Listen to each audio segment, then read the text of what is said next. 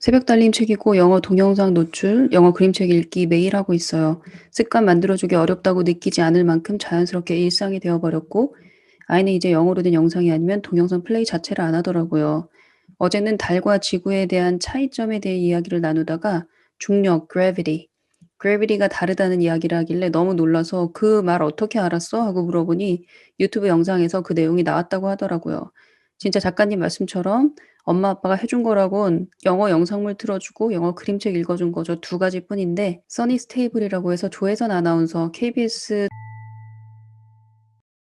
엄마표 영어 17년 보고서 책이 나왔을 때 이 조혜선 아나운서가 연락을 줬어요. 팟캐스트 인터뷰 하고 싶다고 방송국에서 팟캐스트 녹음을 한 적이 있거든요. 마이크 테스트니까 그냥 말씀하시면 돼요. 막 하시던 거 하셔도 돼요. 그래요? 네네. 점심 식사 하셨어요?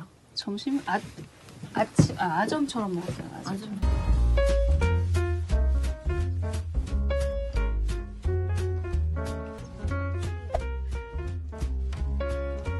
6살 딸이랑 너무너무 예쁘게 사는 모습 제가 인스타로 계속 보고 있거든요. 최근에는 이제 코로나 때문에 집에 있는 시간이 많다 보니 아이랑 같이 요리를 많이 하더라고요. 이 조혜선 아나운서가 살림도 굉장히 야무지게 잘하거든요. 살림도 살림이지만 아이를 어떻게 그렇게 따뜻하게 잘 키우고 있냐 궁금해서 인터뷰하고 싶다. 그래서 제가 막 들이댔습니다.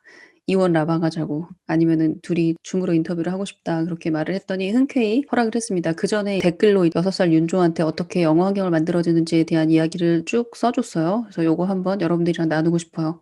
모범 사례, 모범 사례라서 나눠주고 싶어요. 이원 라방 완전 영광이죠. 그런데 저 정말 새벽 달림 책에서 나오는 그대로 했어요. 복붙, 복사해서 붙이기.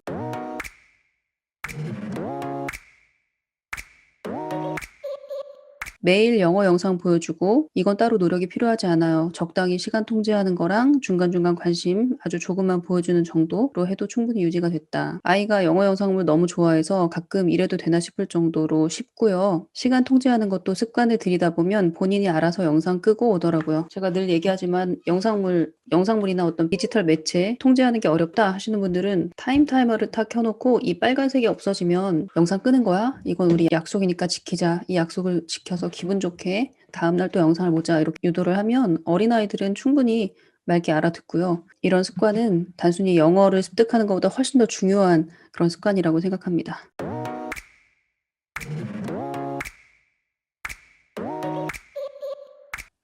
그리고 영어 영상 보는 게 생활화되면 놀랍게도 일상 속에서 영어로 말하는 횟수가 진짜 폭발적으로 많아지더라고요. 특히 엄마랑 같이 요리할 때 거의 대부분 윤조는 영어로만 말을 해요. 영상 속에서 들은 문장을 그대로 쓰기도 하고 활용을 해서 변형을 해서 말하기도 해요. 제가 모르는 단어를 사용하는 걸 보고 놀라서 물어보면 다 영어 동영상으로 봤다고 말해서 매번 놀랐어요. 여러분 믿기지 않겠지만 정말 영상물을 많이 보면 혹은 나중에 이제 오디오북으로 영어 원서를 청독하게 되면 엄청난 양의 영어 소리, 영어 문장이 계속 귀로 들어가는 거잖아요. 그것도 이해가 되는 문장들이 듣자마자 해석이 바로 되는 문장들이 들어가는 거잖아요. 이게 누적이 되면 예를 들어서 그날 하루 평소보다 영어 영상을 좀 많이 봤어. 저 같은 경우에도 스토리텔 같은 오디오 앱을 이용해서 영어 원서 읽어주는 걸 한 1시간 반, 2시간 정도 아주 집중해서 들었다. 그러면 그런 날은 그냥 저도, 어른인 저도 자연스럽게 영어가 이렇게 튀어나오는 그런 경험을 하거든요. 하물며 어린애들은 더 그렇죠. 그래서 영상물을 매번 듣기만 한다고 애가 스피킹이 될 리가 있나라고 의심이 되시는 분들은 이런 경험을 본인도 못 해봤고 그런 걸 아이한테서 확인하지 못해서 그런 걸 수도 있는데요. 아이가 영어로 중얼중얼거리지 않는다. 그러면은 그 아이가 너무 컸거나 예를 들어 초등학교 고학년이거나 중학생이면은 영어를 할 수 있어도 안 하죠, 어색하니까. 아니면은 영어 인풋, 소리의 인풋이 충분하지 않기 때문에 넘쳐나지 않는 거예요. 그래서 여기 윤조처럼 영상물 많이 본 날, 특히 많이 본 날은 더 영어로 많이 말을 한다. 폭발적으로 말을 하는 걸 목격을 했다.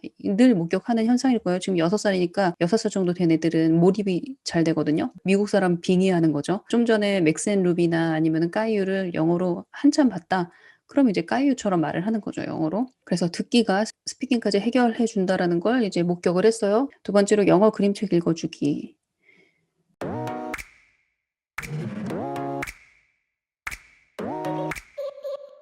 처음에 한글 그림책이랑 영어 그림책 비중을 어떻게 해야 될지 좀 고민됐는데 자연스럽게 아이가 원하는 대로 하고 있어요. 어떤 날은 한글 책을 더 많이 읽고 어떤 날은 영어 책만 읽기도 하고 영어 그림책은 특히 요즘 혼자 읽는 단계라서 많이 읽지 못하지만 천천히 아이가 원하는 만큼 읽게 하고 있다. 여기서 굉장히 중요한 포인트를 지금 조혜선 아나운서가 얘기를 했어요. 뭐냐면 한국어랑 영어책 비중을 어떻게 할 것이냐. 새벽 달리면 어렸을 때 아이들 영어 그림책 잠자리에서 읽어줄 때 한국어랑 영어책 비중 어떻게 하셨어요? 라는 질문을 많이 하세요. 근데 저는 사실 이 질문이 딱히 와닿지가 않았던 게 왜 그랬냐면 아이들이 하루 종일 기관에서 혹은 놀이방에서 한국어만 노출되어 있잖아요. 영어 소리를 들을 기회가 엄마가 퇴근하고 나서야 그제서야 한 3시간 정도 맥시멈 3시간 정도 듣는 게 전부이기 때문에 저는 기본적으로 '영어 그림책만 읽어 준다.'라는 원칙을 세웠어요. 그런데 이런 원칙이 사실 있어도 소용이 별로 없는 게 아이들이 이제 모국어가 완벽해지는 만 3세 혹은 더 빠른 애들은 한 2돌 정도 돼서도 이제 영어 거부가 심해지는데 그러면 이제 영어책 읽기 싫다고 잘 듣던 애도 영어책 잘 듣고 영어 영상물도 잘 보던 애도 "나 영어 그림책 읽기 싫어." 한번 이렇게 튕겨 보는 거예요. '아 그래도 한 권 꼭 읽자.' 이러면서 억지로 읽힐 수 없거든요. 만 3 세, 4세 정도 된 애한테. 그러면은 이제 그 페이스에 맞춰야 돼요. 아 보통 요맘때 만 3세 정도 되면은 모국어가 폭발적으로 늘면서 모국어 책만 읽겠다고 고집을 피우는 시기가 온다고 하더니 정말 왔구나. 그 시기가 드디어 왔구나. 그러면은 그때는 그냥 자연스럽게 아이한테 맡기는 수밖에 없어요. 지금 조혜선 아나운서가 윤조한테 그림책을 선택할 권리를 줬듯이. 그래서 저도 기억이 나요. 이때 한글 그림책을 제 원칙은 영어 그림책만 가능한 많이 읽어 주자. 예를 들어 8:2 영어책 8권 읽었으면 한국 책 한 2권 정도 읽어 줄까? 이런 식으로 이제 심리적인 마지노선을 뒀지만 아이가 "나 오늘은 한글책만 읽을 거야." 하고 고집 피우면 어쩔 수가 없어요. "그래? 그러면은 우리 한글책 오늘 실컷 읽어 볼까?" 그러면서 하는 수밖에 없어요. 그래서 이 비중은 자연스럽게 아이가 원하는 대로 갈 수밖에 없다. 그렇다 하더라도 '아 영어 그림책 이렇게 요즘 잘 안 읽어서 어떡하지?'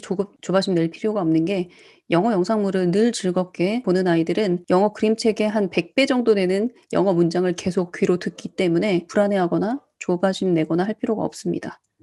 네.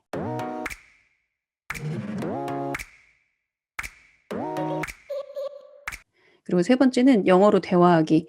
제가 그 책에 뭐라고 썼냐면 그때 제가 영어를 좀 못하던 시기였는데 영어 회화 연습을 엄청 열심히 했어요. 지하철 안에서 항상 제가 따로 낭독 녹음한 파일을 들으면서 듣고 쉐도잉하고 듣고 입으로 영작하고 뭐 이런 식으로 연습을 많이 하면서 나중에 아이한테 영어로 말을 걸 때 '이런 문장을 써 봐야지.' 그러면서 공부를 많이 했었거든요. 아이가 어리면 엄마가 영어로 말을 걸어 주면 베스트 오브 베스트이긴 해요. 왜냐하면 두 돌이 안 된 아이들은 집중해서 책을 읽을 수가 없어요. 그렇기 때문에 어떤 직접적인 영어 자극을 주기 위해서는 엄마가 "Oh, this is a timer. Can you see the red part? 이 빨간색 부분 보여?" 뭐 이런 거 얘기할 때 "Oh, it's so red." 이렇게 말해 주면은 베스트긴 하죠. 그쵸. 엄마가 영어로 만 2 살이 안 된 아이한테 그 말을 해 주면은 이 red는 영원히 잊혀지지 않죠. "This is red and this is black. I like black color. Do you like it?" 이런 식으로 얘기를 해 주면 너무 좋죠. 그래서 제가 "엄마가 영어로 대화를 해줄 수 있으면 너무 좋다." 이런 얘기를 책에 썼어요. 그래서 조혜선 아나운서도 영어 공부를 해서 "아이한테 영어 대화를 하고 싶다."라는 그런 마음으로 시작을 했는데 이제 아이의 스피킹이 엄마의 스피킹을 뛰어넘는 단계가 생각보다 빨리 오거든요, 한 6 살만 돼도. 그러니까 요즘에는 "영어 대화는 아빠랑만 한다. 윤조가 이제 제 발음 교정을 너무 많이 해 줘서 엄마가 영어로 프리토킹 하기가 힘든 거예요." 이것도 괜찮아요. 그리고 엄마가 아이한테 영어로 말을 못 걸어 줘서 '우리 아이 영어가 제대로 못 자라는 거 아니냐.' 그런 생각은 하실 필요가 없는 게 엄마가 내뱉는 몇 문장 되지 않는 늘 반복되는 그 영어 문장보다 아이들은 훨씬 더 많은 자극을 영어 동영상 그리고 또 영어 그림책을 통해서 충분히 듣기 때문에 '내가 영어를 못 해 줘서 우리 아이 영어가 걸림돌이 되네.' 이런 일은 절대로 일어나지 않습니다. 과대망상이고요. 아이들은 엄마가 내는 영어보다 까요 엄마가 내뱉는 그 영어에 더 많은 자극을 받습니다. 그런 걱정은 하지 않으셔도 돼요. 그래서 제가 이 조혜선 아나운서의 겸손한 고백을 보면서 느낀 게 뭐냐면 엄마표 영어를 성공하는 사람들의 조건이 다 갖춰져 있는 거예요. 하나가 뭐냐면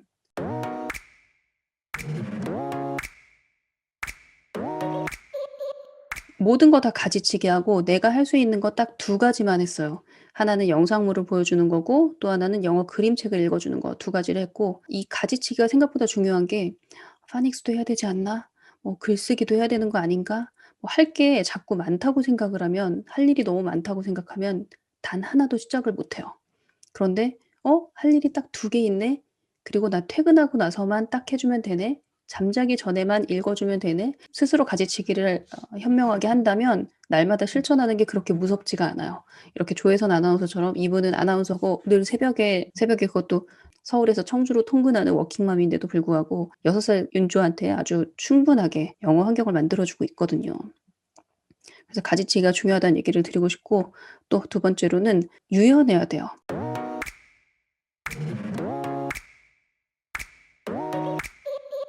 그리고 아이가 영어를 거부했을 때 패닉하지 않았어요. 예를 들어서 한글 그림책 비중이 점점점 많아지고 "나 오늘은 한글책만 읽을래."라고 했을 때 뭐 지구가 무너지는 것처럼 "어떡하지?" 이러는 엄마들이 있어요. 그게 육아에 있어서 가장 피해야 될 엄마의 행동 패턴이에요. '아 그래? 오늘은 그럼 한글책만 실컷 읽을까?' 어차피 아이 마음은 한글책으로 돌아섰기 때문에 영어책으로 돌아서지 않거든요, 그날 밤은. 그래서 그럼 오늘 한글책 실컷 읽자. 한글책 다 가지고 와 봐, 읽고 싶은 거." 그냥 기꺼이 해 주시면 돼요. 융통성 있게 아이가 원하는 대로 맞춰서 했다라는 거 저는 이걸 굉장히 높이 사고요. 그리고 사실 제가 조혜선 아나운서의 가장 칭찬하고 싶은 점이 뭐냐면 You call me a saint, but you know I'm a stranger, all willing and able to do what you want. You think I'm a